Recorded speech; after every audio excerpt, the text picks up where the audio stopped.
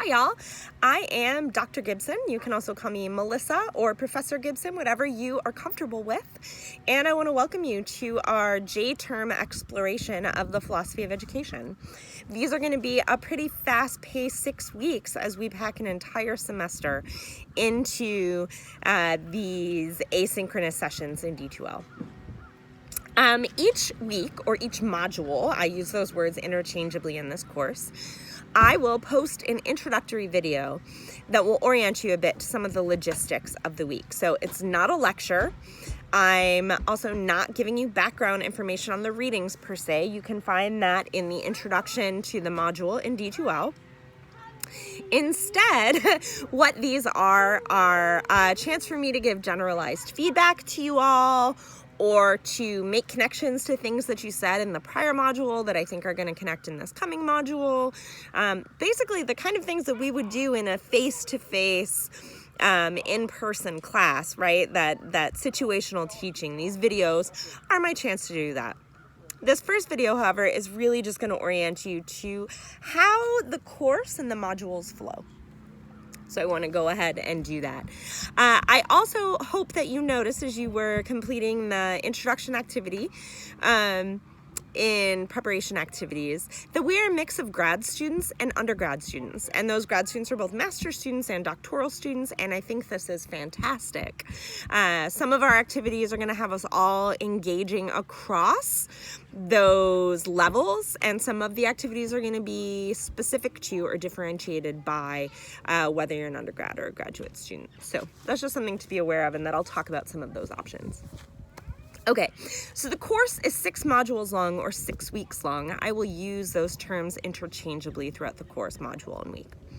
Each module is designed around a big question that gets us thinking about a single concept from the philosophy of education, something like the aims of education, care, freedom, justice, quality, epistemology.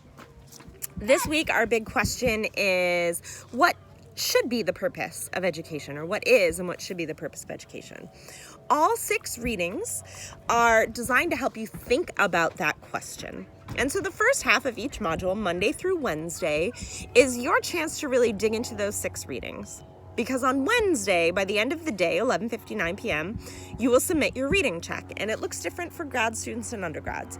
So undergrads will do something called a one-pager. There's information about that in D2L. Grad students will engage in a peer-led discussion online about the readings, where you'll get a chance to talk with one another. The reading check is exactly that. It's a chance for me to check that you're doing the reading and to check that you're understanding it, right? So it's sort of a basic comprehension check. In addition to the readings and that assignment, I will post online each module a reading comprehension guide. This is completely optional. You don't hand it in. You can do with it as you wish, but it's a series of questions that will help you dig into the key ideas, terminology, and get you thinking more deeply about each reading and across readings. So the comprehension guide is there for you. It's a scaffolding tool for you as you're engaging with sometimes some quite dense readings, philosophical readings. Okay, so Monday through Wednesday is reading time. You'll engage in the 6 readings, then you'll submit your reading check by 11:59 p.m. Central Time on Wednesday. Thursday is a day to engage with your classmates and try to make sense out of the readings, and we do this in 2 ways. So one is something I call collective meaning making, which is typically something prompted by me, either a quote or a prompt or a question or a task, and you will be pushed to engage specifically with readings, with quotes, ideas in response to one another. It's not a traditional discussion. So these are things like, in this module, we'll be doing something called a quote train, where I've started a discussion thread with a quote from one reading. Someone will respond with a quote that they think is appropriate.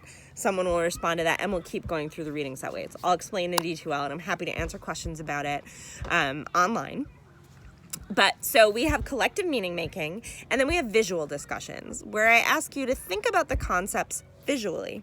So, for example, you might go out and find memes that represent for you your ideas about quality in education, or I might ask you to engage in a visual field trip, or examples and non-examples, etc. So you'll post visual examples in response to my prompt. That's Thursday, right? So Monday through Wednesday, readings. Thursday, peer interaction to dig more deeply into the readings, because then Friday, Saturday, Sunday is when you're really going to start digging into that big question. And you will do that via your final paper and applying it to a film. So in addition to the 6 readings, every module has a film, a documentary about a real educational experience, where in your weekly paper, you will then answer the essential question for the week through the lens of the film, using the philosophical concepts we've been reading about and learning about that week to talk about what's happening in the film. And there are more detailed prompts in each module. On Sundays as well, if there were any discussions that have response posts, those are typically due on Sunday.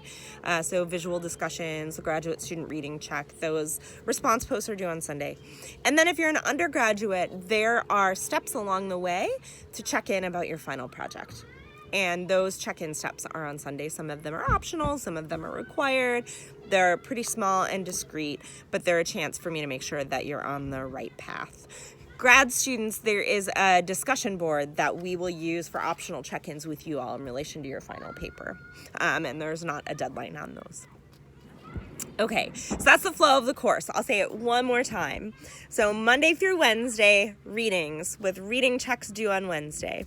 Thursday is peer-to-peer engagement, digging in more deeply to the philosophical concepts and the readings themselves. And then Sunday, really more a bite. So between Friday, Saturday, Sunday is more of a summative thinking about the concepts for that week by watching the film, applying the concepts to the film, responding to peers, and then submitting your weekly paper.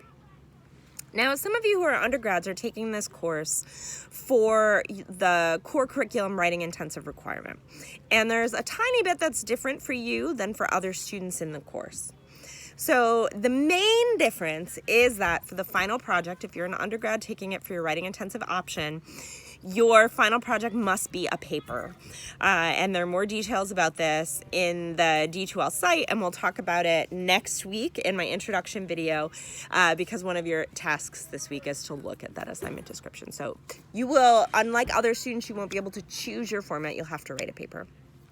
And because of that, I ask you to submit a draft of that paper. And again, there's information about this in D2L. So that's the required difference between writing intensive students and other undergrad students. You also have the option, everyone in the class has the option of rewriting their weekly paper based on my feedback and to improve their grades, but I encourage writing intensive students to do this. So I want you to know that that's an option and it's a way to grow in your writing skills.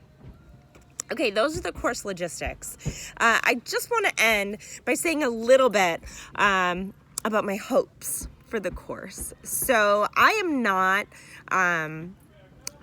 an educational philosopher, right? I think of myself, I think of myself as a teacher first and foremost. I'm a trained K-12 teacher, taught in a variety of settings in the U.S. and abroad.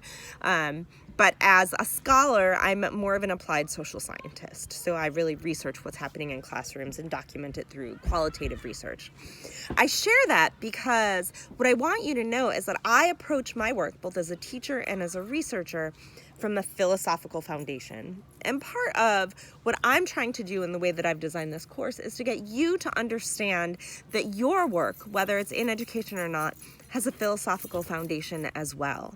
And that all of us can and should be thinking philosophically about the work that we're doing. There's a great quote from a Bill Moyers piece where a group of plumbers from Lynn, Massachusetts wrote to him after listening to some of his pieces that were on PBS dealing with philosophy, and they were talking about the ideas on their lunch breaks, and they ended their letter by saying to him, at daytime we're plumbers, but at lunchtime and nighttime and on the weekends we're philosophers at large. And I hope you all come to see yourselves as philosophers at large.